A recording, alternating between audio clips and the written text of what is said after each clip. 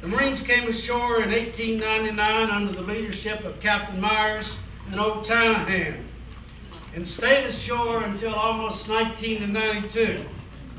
There was a brief period when the barracks was deactivated during World War II, December 1941 until February 1946.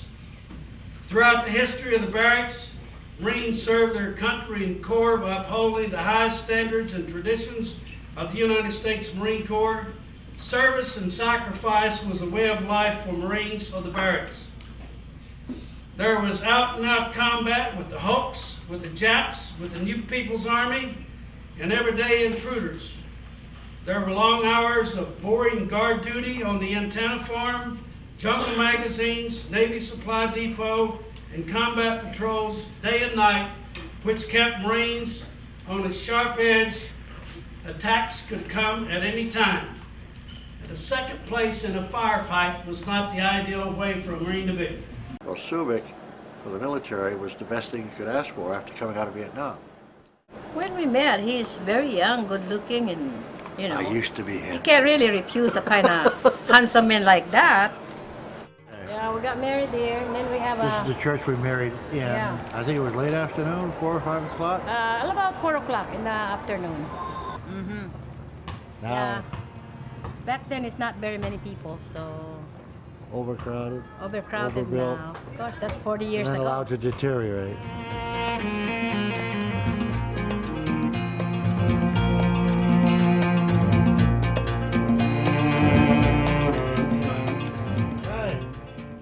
We used to live here. Huh? We used to live here a long time ago, 40 years ago. What?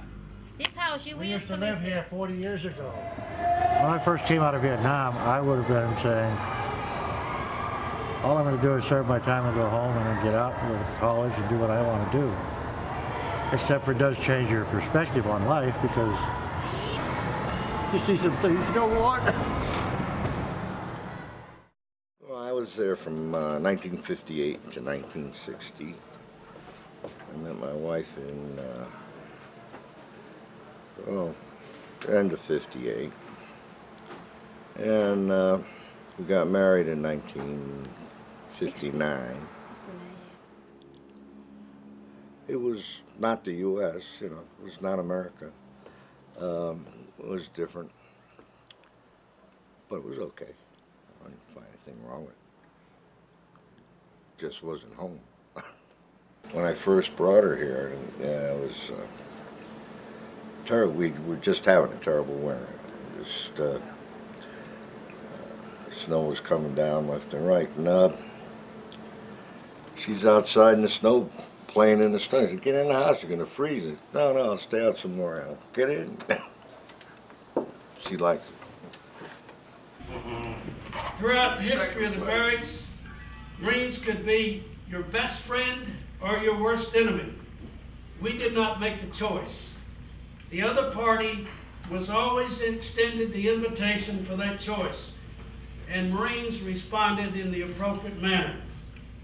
We could hug a kid, feed a village, paint a school, kick a soccer ball, shoot a game of pool, smoke a cigarette with them, or have a cold San Miguel beer. Or on the other hand, we could return a heavy volume of fire if necessary. Well, when I was in the Philippines, I didn't spend a lot of time with the civilian population. I spent a lot of time in the jungle. And one of my roles was to, try to track down timber thieves and bad folks. When you're out there, occasionally it was single one-man patrols, just one person. Sometimes two, and sometimes an entire fire team or a squad.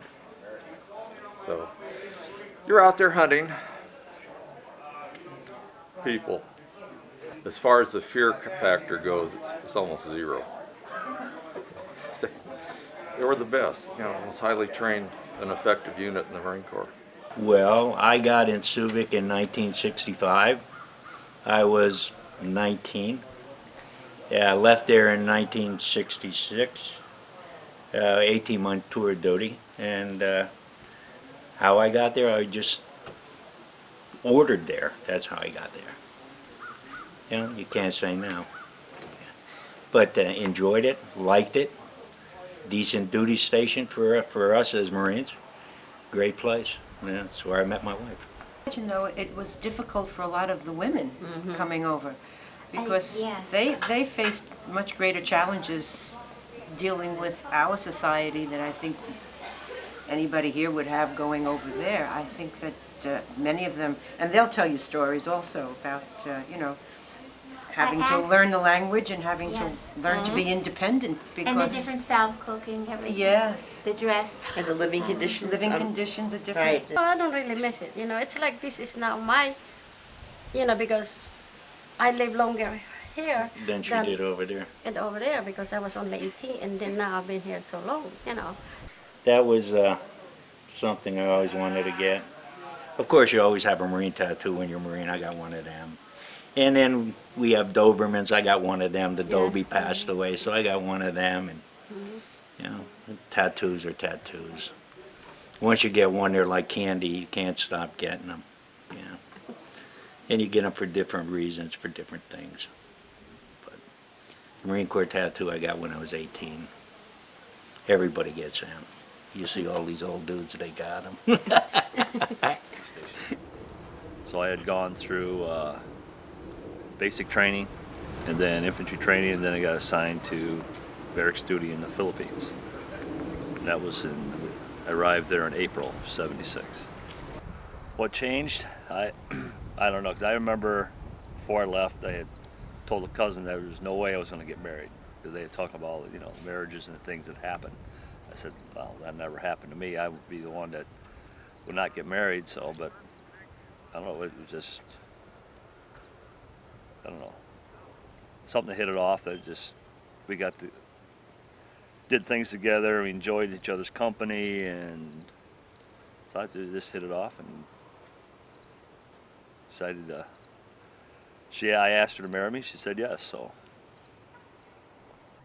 Well, when I just come back from Vietnam, and having been wounded, there were several of us infantry. I was a sniper in the Marine Corps, and several of us had been put in other places where we didn't have. I wound up being in a supply unit, and all of a sudden a quota came through for Subic Bay, so I jumped on it. Being Filipino, I jumped on it. So. And I was stationed there the first time from 1968 until 70. Came back to the States in 1970, and I was instructing at Camp Pendleton from 70 until 71. I did a few other jobs in between there, and then in 1971 I went back to the Philippines. Left there again in 72 and wound up being stationed on the East Coast. And that was pretty good. That was pretty much it. Had a good time in Subic. Oh yeah, I was 17. I knew everything, and I